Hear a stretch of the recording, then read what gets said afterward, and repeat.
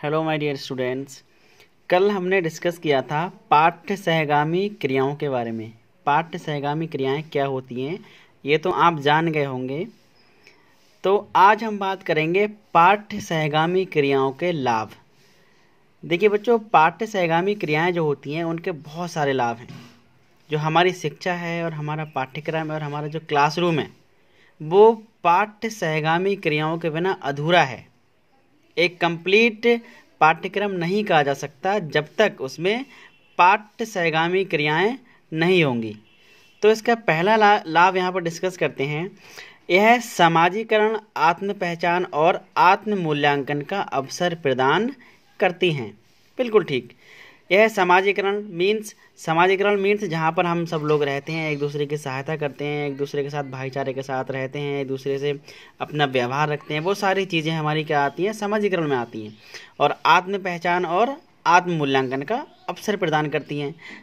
आत्म पहचान मीन्स अगर आपको कहीं पर एक प्लेटफॉर्म मिलता है जहाँ पर आपको अपना टैलेंट दिखाना होता है, तो उस टैलेंट को अगर आप दिखाते हैं, जैसे हमारा विद्यालय में जो प्रतियोगिताएँ होती हैं, सांस्कृतिक कार्यक्रम होते हैं, डांस होते हैं, गेम्स होते हैं और जो आपकी सिंगिंग होती है, तो वहाँ पर कुछ बच्चे ऐसे होते हैं जो हमेशा रेडी रहते हैं गाने के लिए। उनको एक अच्छा प्लेटफॉर्म मिल जाता है और जब वो वहाँ पर डांस या सिंगिंग करते हैं तब उनको पता चलता है कि हाँ, हमारे अंदर ये चीज़ है, हमारे अंदर ये टैलेंट है। तो उससे क्या होता है, आत्म पहचान मिलती है और आत्म मूल्यांकन का अवसर प्रदान करती हैं। बिल्कुल सही। आत्म मूल्यांकन मतलब हमें पता लग जाता है कि where I am stand, where we are stand, कि हम कहाँ खड़े हैं, हमारे अंदर कितना टैलेंट है और हम अपने आप को कहाँ पर और कैसे प्रेजेंट कर सकते हैं। तो बच्चों ये सारी चीज़ें इसके लाभ में आती हैं। दूसरा लाभ है बच्चों, इससे छात्रों में निर्णय लेने की क्षमता का विकास होता है। बहुत ही महत्वपूर्ण बिंदु है बच्चों। इससे छात्रों में निर्णय लेने की क्षमता का विकास होता है। बिल्कुल सही बात। निर्णय आप लोग क्या करते हैं, जब आप जैसे माना गेम्स हैं, हम कहीं गेम खेल रहे हैं अपनी टीम के साथ, तो वहाँ पर हमें क्या होता है, कभी कभी गेम में एक डिसीजन लेने पड़ जाते हैं, टफ डिसीजन लेने पड़ जाते हैं। तो उससे क्या होता है, जब हम टफ डिसीजन लेते हैं ऐसी परिस्थितियों में फंस जाते हैं कि हमें कौन सा डिसीजन लेना चाहिए, कौन सा डिसीजन नहीं लेना चाहिए। तो उसी प्रकार से जब हमारी आप लोगों ने महेंद्र सिंह धोनी का नाम सुना है, जो भारतीय टीम के पूर्व कप्तान हैं, उनको बहुत अच्छा कप्तान माना जाता है। क्यों माना जाता है? क्योंकि उनमें जो डिसीजन लेने की क्षमता है वो बहुत अच्छी है, बहुत काबिल हैं वो इस मामले में। इसलिए उन्होंने कई मैच ऐसे हैं जो हारते हुए मैच भी उन्होंने अपने डिसीजन लेने से, निर्णय लेने से जिता दिए हैं। तो उसी प्रकार से जो पाठ्य सहगामी क्रियाएँ होती हैं उनके द्वारा छात्रों में निर्णय लेने की जो क्षमता होती है उसका विकास होता है, क्योंकि उनको अवसर मिलता है निर्णय लेने का। ठीक। तीसरा बच्चों इसका पॉइंट है, पाठ्य सहगामी जो क्रियाएं होती हैं उसमें खेल, अभिनय, गायन, नृत्य, निबंध लेखन, कविता पाठ इत्यादि को प्रोत्साहित करता है। बिल्कुल सही।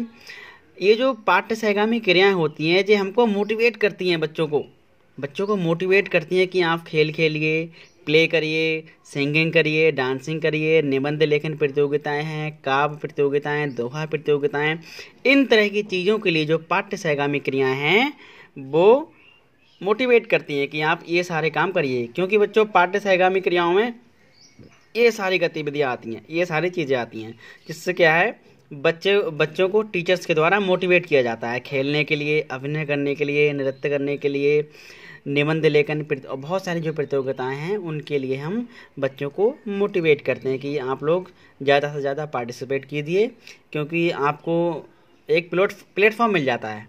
उस प्लेटफॉर्म पे आपको अपना टैलेंट दिखाना होता है, वो आप वहाँ दिखाते हैं। बच्चों इसका नेक्स्ट पॉइंट है चौथा पॉइंट, खेल बच्चों को फिट और ऊर्जावान बनने में मदद करता है। बिल्कुल, ये बहुत अच्छा पॉइंट है और बिल्कुल सही है। बच्चों खेल होता है, खेल के माध्यम से हमारा फिजिकल वर्क हो जाता है, हमारा व्यायाम हो जाता है, और जब हम खेल खेलते हैं तो हमारी जो बॉडी होती है वो ठीक रहती है, हम तंदुरुस्त रहते हैं, अभ्यास करते रहते हैं, व्यायाम करते रहते हैं, जिससे हमारे शरीर में किसी प्रकार की समस्या नहीं आती है और हम फिट रहते हैं। इसमें योगा करना भी इन्वॉल्व है, योगा करते हैं तो हम फिट रहते हैं। बच्चों इसका नेक्स्ट लाभ है, स्वस्थ प्रतिस्पर्धा की भावना विकसित करने के लिए मदद करता है। बहुत सही।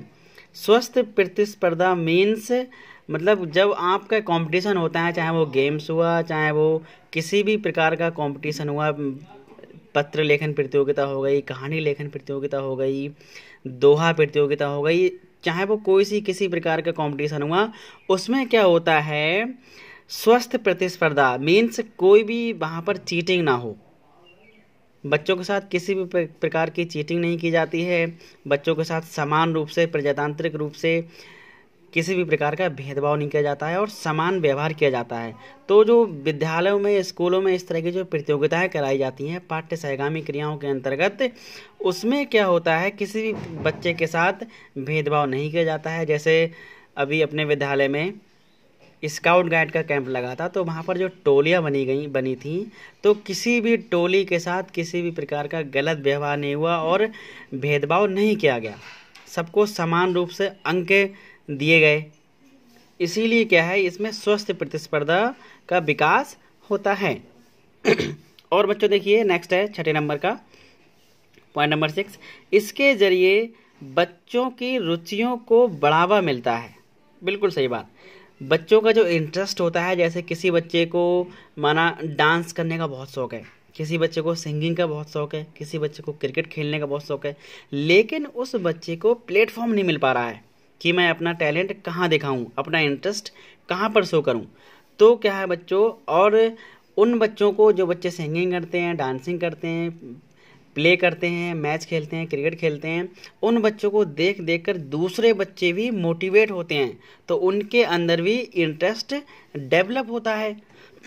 इसी प्रकार इन चीज़ों के जरिए, पाठ्य सहगामी क्रियाओं के जरिए बच्चों में इंटरेस्ट डेवलप होता है, बच्चों को प्लेटफॉर्म मिल जाता है अपना टैलेंट शो करने का।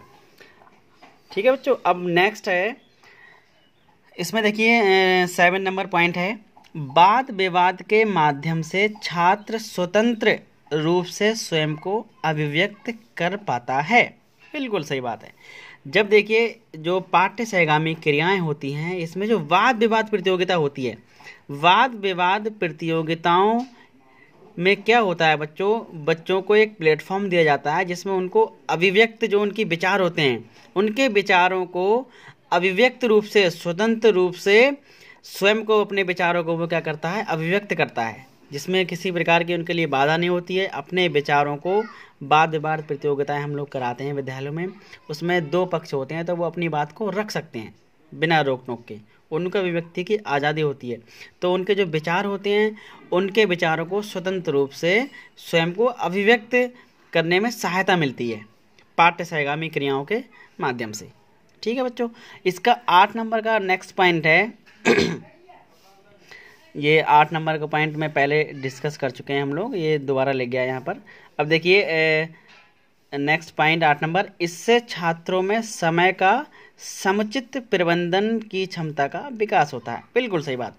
जो पाठ्य सहगामी क्रियाएं हैं बच्चों, इसमें क्या होता है, आप लोग जो पाठ्य सहगामी क्रियाओं में इन्वॉल्व रहते हैं, उन बच्चों को जो समय है, समय के, टाइम के बहुत पंक्चुअल होते हैं, क्योंकि हम लोग आपको पाठ्य सहगामी क्रियाओं के माध्यम से सिखाते हैं कि टाइम के पंक्चुअल बनिए, आप लोग किसी भी कार्य को टाइम से करिए, लेट मत होइए।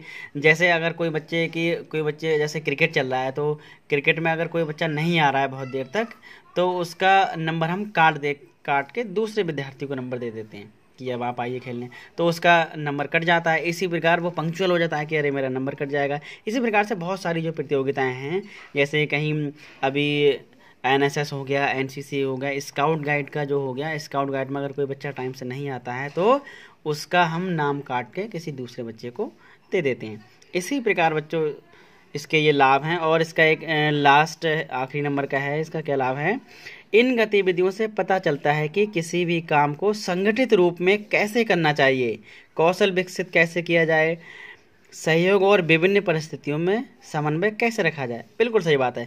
ये जो गतिविधियां होती हैं, इनके माध्यम से हम बच्चों में ये सारी जो फीलिंग्स होती है, ब्रदरहुड की फीलिंग्स हो गई, हेल्पफुल नेचर हो गया, और कैसी सिचुएशन में एडजस्ट कैसे किया जाए, कभी कोई परेशानी आ गई तो कैसे एडजस्ट किया जाए, तो इन सारी चीज़ों को हम सिखाते हैं इन पाठ्य सहगामी क्रियाओं में। जैसे अभी देखिए आप लोग, अभी हमारे देश में और पूरे विश्व में लगभग बहुत सारी कंट्रीज़ में लॉकडाउन चल रहा है।